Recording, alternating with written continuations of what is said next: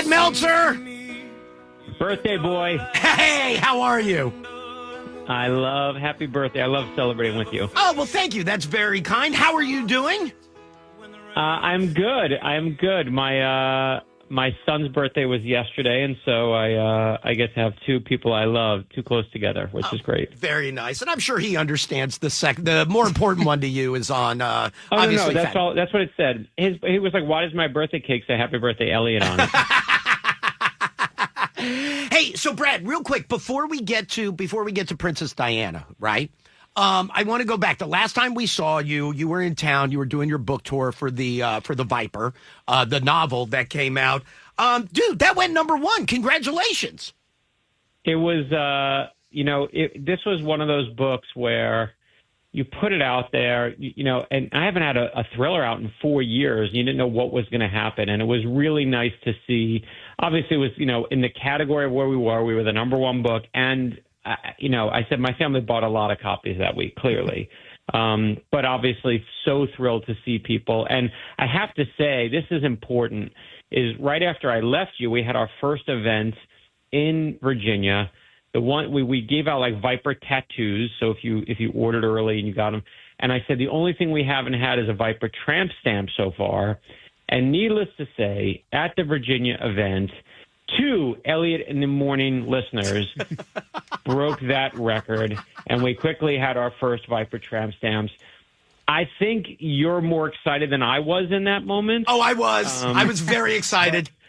But I was pretty excited, and you were even more excited. But it was, I trust me, I took pictures with the butt crack. It was spectacular. Hey, Brett, so let me ask you this. Obviously, the book comes out. It sells. It goes #1. That's great. Has the feedback been, what's the right way to say it? I could buy it, read it, and not like it, but it still counts that I bought it. Have you been pleased with like you said, it's been 4 years. Have you been pleased with all of the feedback from the book? Yeah, listen, there will be people who will say, hey, why'd you list, a Corvette doesn't have a back seat? Like they'll find little things that we got wrong in it. So that's always a thrill to get from people. But, I got one yesterday from a police officer that came that said, I've never read a mystery thriller that left me in tears. And he was just like, this book moved me. And I was just like, that's from like a New York cop. Right. Not the easy, so those are the reviews that I care about most. Like, by the time the book comes out, the truth is, Elliot, I know what I've got. I trust my gut. I was so proud of this book. The Viper, to me, was one of the best things I've written. And whatever, as in all cases, some people will say it's the best, and that doesn't mean it's right. And some people say it's the worst, and that doesn't mean it's right. But, I know who I care about in terms of, what I've got. And when I get something, from a brutal cop who walked the beat, yeah, I'll take that any day. That's the one that counts. Right, because we talked about that where it's an unbelievable novel, but I think I even said to you, you tear up during the book where it's like, whoa, why are my eyes all wet right now? Right. And I think my joke was that's an orgasm from your eyes. Yeah. But the thing is I put, it's important. And I don't know, you know me a long time, yes. Right? We know each other 2 decades now, more. And the truth is I think I'm just getting more honest. As I get older, I'm less afraid to put myself in the book, so to speak. And I pour myself in there, and I pour there's a moment in the book where Zig finally calls his mother-in-law mom. And right. He's he realized it was, he thought it was a gift for her, but it was a gift for him. And that's not just me being a writer. When I turned, recently, my mom has been dead, almost 18 years now.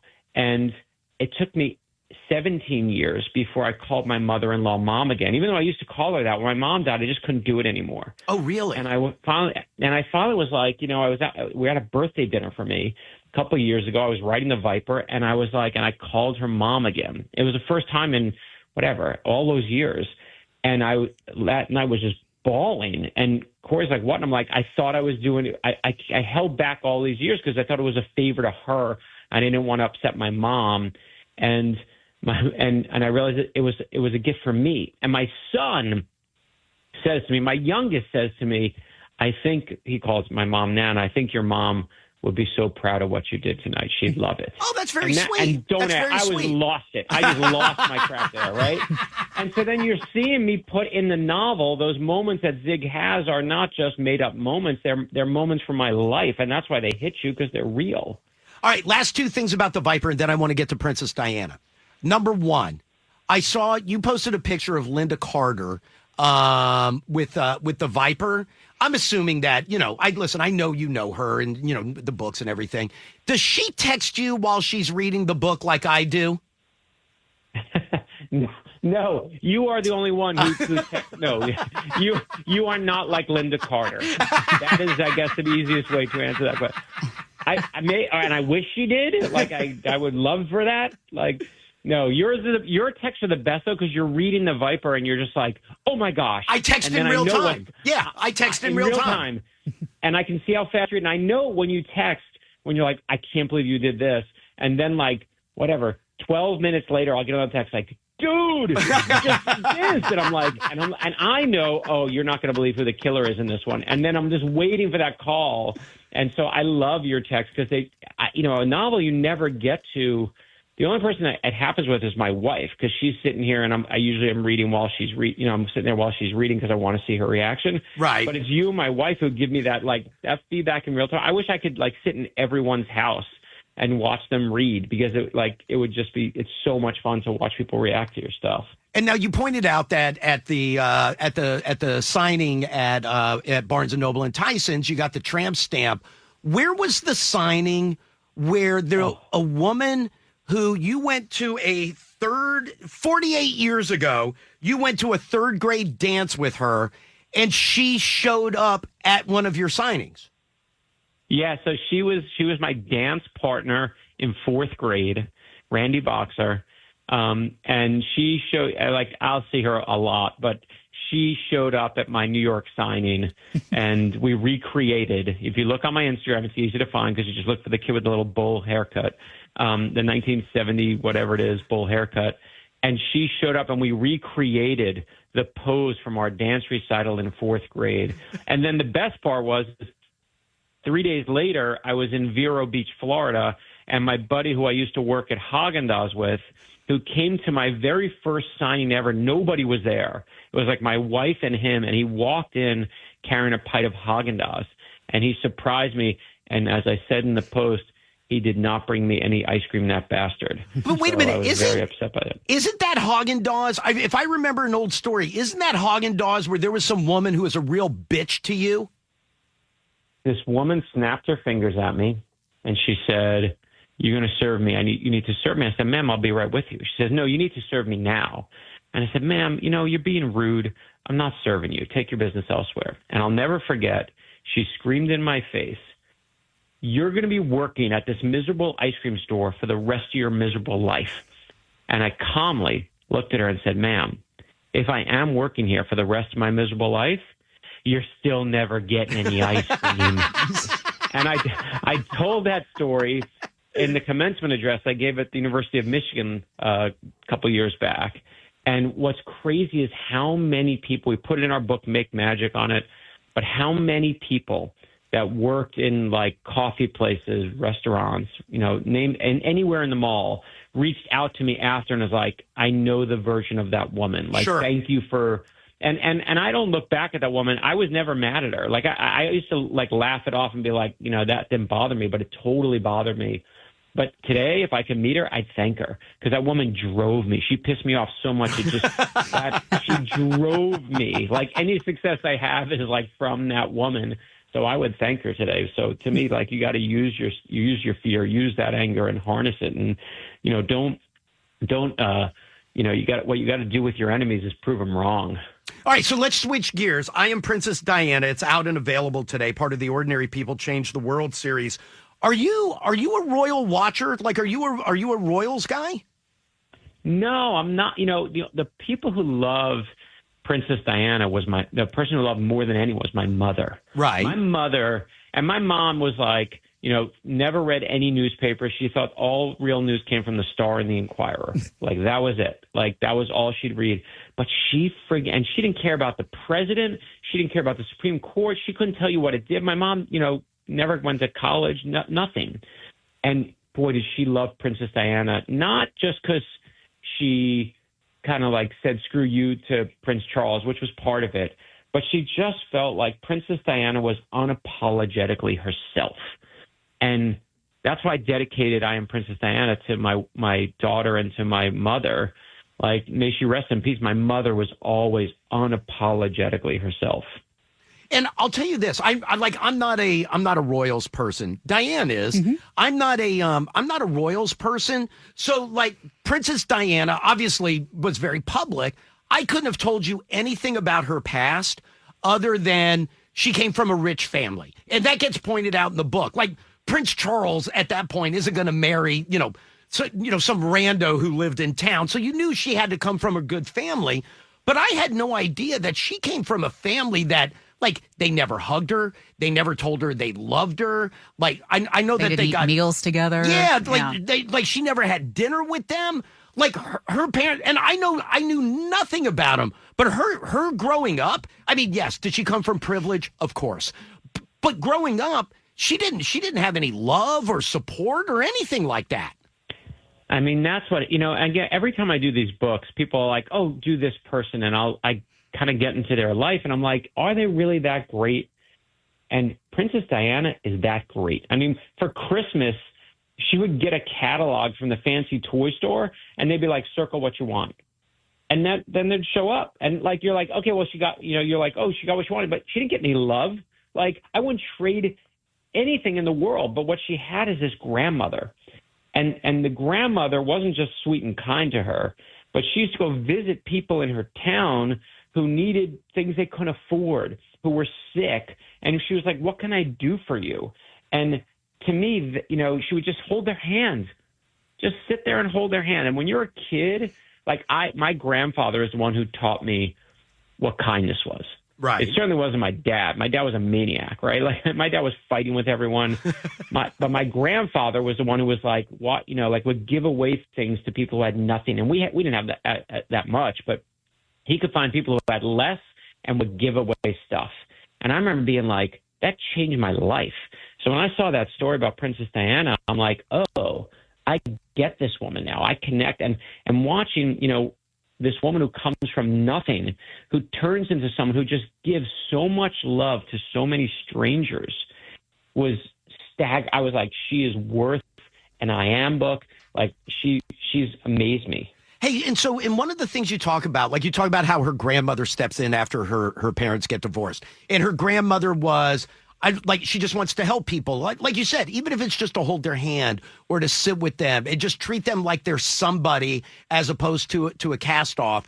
You talk about how every Tuesday and Thursday, when Princess Diana was a younger girl, every Tuesday and Thursday, she and some of her classmates, they would spend time and just go see sick people. And while some of them were scared, some of the people were scared to go interact with them, Princess Diana just jumped in and ran up there. Was she doing that? Was she the leader who brought those other kids? Or was that her grandmother bringing Diana and her friends? Or had she already picked up on it at that point? I want to go help people. No, I think it was something through her. There were a bunch of stories, but I think it was just through her school. So it wasn't like they brought her there, but when you if you ever work in when your class goes to the old age home, you're like, oh, here we go, we got to do the service hours. Everyone else is like, these kids are coming. It looks like old people are swarming and they feel like zombies attacking, right? And the classmates would get scared because they'd be like, these are old people who are trying to spend time with us. Even though we came for this, it's still creepy and weird, and you're a little kid. And Diana's like, I was never scared, and she would meet people at the time. One of the things she would do is what her grandmother did. She would go and hold their hands. And, I remember there's this one moment that just really stuck out to me is the hospital puts on music and all the kids go to the back of the old people's wheelchairs and they're kind of dancing with them, pushing them from behind. And she instead goes and faces them from face forward. Right. And it's so she can see them. And what she's really doing when you dance together and look in someone's eyes is, you're showing someone empathy, right? And that is what I Am Princess Diana. The entire book is about empathy and compassion. And my God, right now, as a culture, do we ever need to teach our kids empathy and compassion? We are a culture right now completely divided. And to me, there's always policy we're going to argue about, but what we're seeing now feels like an attack on American values, right? And there are shared beliefs by both sides. You can't legislate decency. You can't legislate empathy. But, man, we got to teach our kids it. I want my daughter to know it. I want my sons to know it. I want everyone to know what Diana was taught by her grandmother, which is be friggin' decent to people. Show them some compassion. And if we don't teach our kids that, we're in bigger trouble than anybody thinks. Hey, there's a page in the book, and I'm assuming it's a true story or else you wouldn't have put it in there. So she moves to London, and she's literally on the floor scrubbing the floor. Is that true? That's when she got invited to the barbecue where she ends up meeting Prince Charles? Can I tell you that the editor there was like, you don't have to show her on the floor scrubbing. It's like cliche. It seems like it's Cinderella, right? Of course. Cinderella's like scrubbing. It's real, dude. I was like, this is she is scrubbing the floor when she gets invited to the royal party, and her friend jokes with her. I didn't even make up the joke that I put in the book. She says, maybe you'll be the next Queen of England. And I'm like, I'm like, where are the mice who make her dress? Like, what is missing from this moment? And that's where she meets Prince Charles, like in that, at that weekend it's a separate event, but like, and I'm like, this story, you can't make it up. And that's why I love the Ordinary People books is like, you almost feel like life got ripped from these real life headlines, and all the details are real.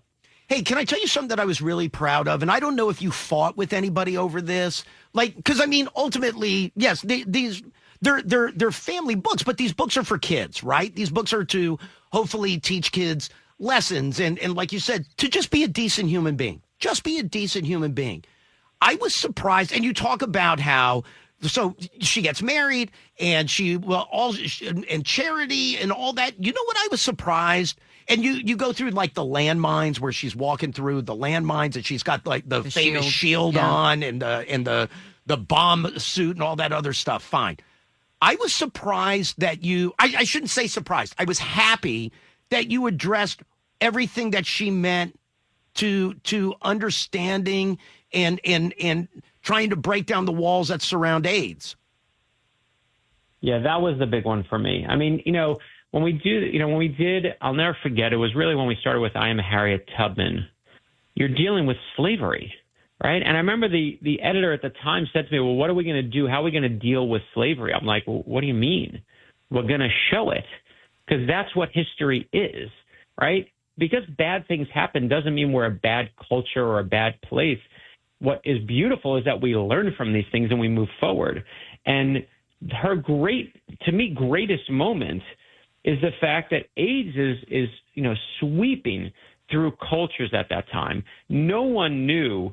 And I remember at the time, my buddy was on the Real World. Okay. And I remember it was the first, I went, San Francisco Real World was my college roommate was on it. Pedro, who had AIDS, was on the show. I went to visit the house. And I remember at the time being like, am I going to get AIDS? Like nobody knew what was going to happen if you touch someone with AIDS. It was just too new. And Diana is the one who like sees a man crying who has AIDS, and she goes and holds his hand, and she wants to and she doesn't know if she should hug him. She's like, no one knows at that point. And she tells herself, Diana, you should do it. You should do it.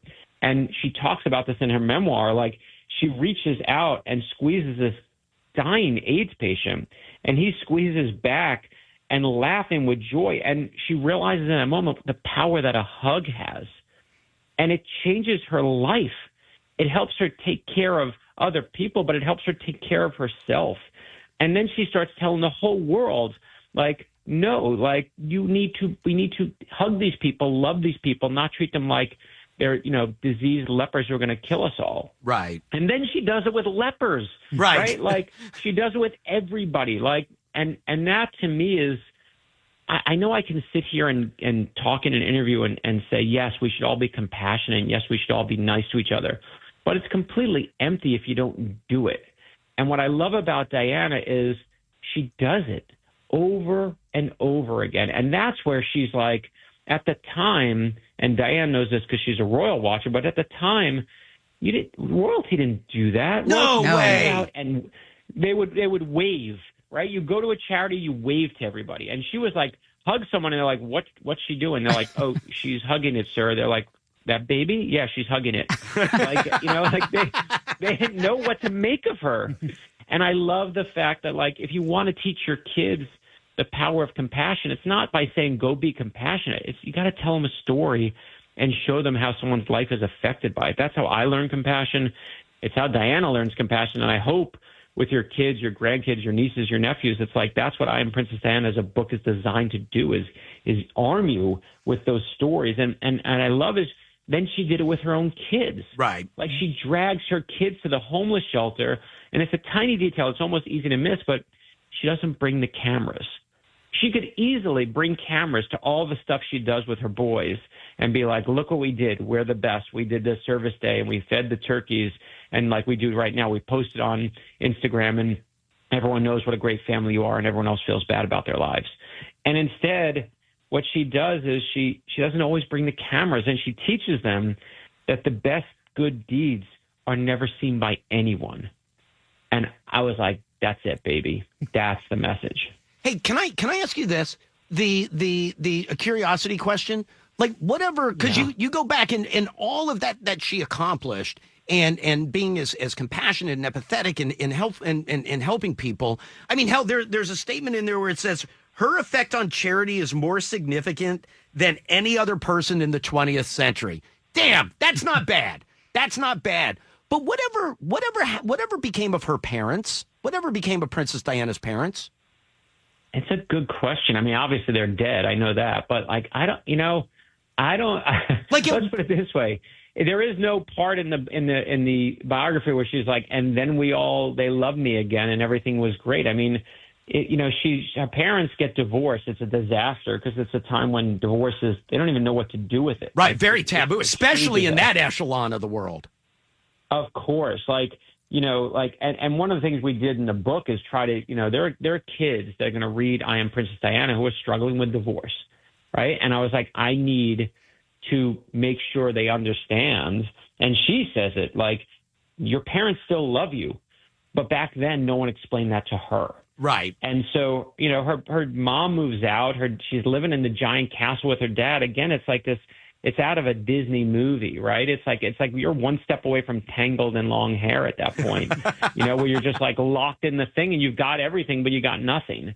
But it's a good question. Hey, also one other thing. In the past, like I think back to I Am Lucille Ball, right? When you did that book and when it came out, or when you did I Am Mr. Rogers and that book came out. And you would dress up and post pictures of yourself on Instagram dressed as Mr. Rogers or as Lucille Ball.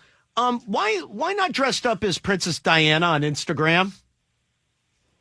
First of all, I'm wearing a crown. That is my dress up. And I have to tell you, this is why I love you. There was an entire debate in my house of what I should wear to dress up as Princess Diana. And my wife is like, you're not wearing my wedding dress. Like, she was like, you're not. Because she doesn't want me to break it. And then I was like, because listen, I dress up as Lucille Ball. I've dressed up as like whatever, like the Beatles. I did all 4 Beatles. Like, I got all the Sgt. Pepper costumes. I bought 4 costumes for Instagram. And I thought about it. And then I thought, to make sure my readers don't go blind, I will spare them from me in the chiffon dress. But I did wear a crown. And by the way, for the most part, most of the things you see, this is just sad truth. Most of the times I dress up, I don't have to buy anything. We've got everything in my house. Like, I had that red sweater. I didn't have to buy. I bought the hair, but I didn't have to buy the sweater. Like, I have so much Halloween nonsense over. I have full Kiss costumes if I want to dress up as the band Kiss. Like, I got Purple Rain from Prince. Like, I've got it all. And when I tell you, it wasn't like, oh, like, here, you should wear a crown. It was, what crown do you want to wear? And there was an entire try-on crowns in my house because my daughter went through the princess phase. I have about 1,000 crowns here. By the way, I will say this: the Chris Eliopoulos, the illustrator, the drawing guy, the drawing guy. That's nice. I love drawing guy. I loved that she, like, you only know her even before like in the book of her meeting Prince Charles or becoming a princess. I love that from the time she was itty bitty, Chris draws her with a crown. Yeah. Like, she's always that person. Yeah. I mean, and that, in the beginning, when we first did these books as kids' books, people were like, we literally got bad reviews that said, Abraham Lincoln and Amelia Earhart are drawn as kids, and they historically get it inaccurate because they show them flying planes and being president as children. And I'm like, we weren't fooled by that part. We didn't. We know that they weren't. We know that Abraham Lincoln wasn't 8 when he was elected president. But like the people that they give a historical book to review in the stuffy review places, like, just couldn't get it. And now everyone realizes the best. I still believe, and Chris is our secret weapon. You know how many books have been written about Princess Di or Abraham Lincoln or Rosa Parks, But the reason why people love and kids love our books is because of Chris's art. And it's not because of my writing. I have nothing to do with it. It's Chris's art is so great. It's like this cross between Charlie Brown meets Calvin and Hobbes. And he draws them always as little kids. And why? Because then kids look at these heroes and say, oh, they're just like me. Right. And there's someone out there who looks at Princess Anne as like, she's just like me. Whereas if you show them an adult, then it's just an old, boring history book. But you show them as a kid, and my own daughter was one who helped me crack this. She was like, now I'm interested. Like, tell me when she's little again. Tell me that story. And so Chris, by far, is the greatest secret weapon we have in these books. I Am Princess Diana. It's out and available today. Ordinary People Change the World. It's part of that series. Obviously, The Viper is still out and available and still new. Brad, I appreciate the time as always, my friend. I love you.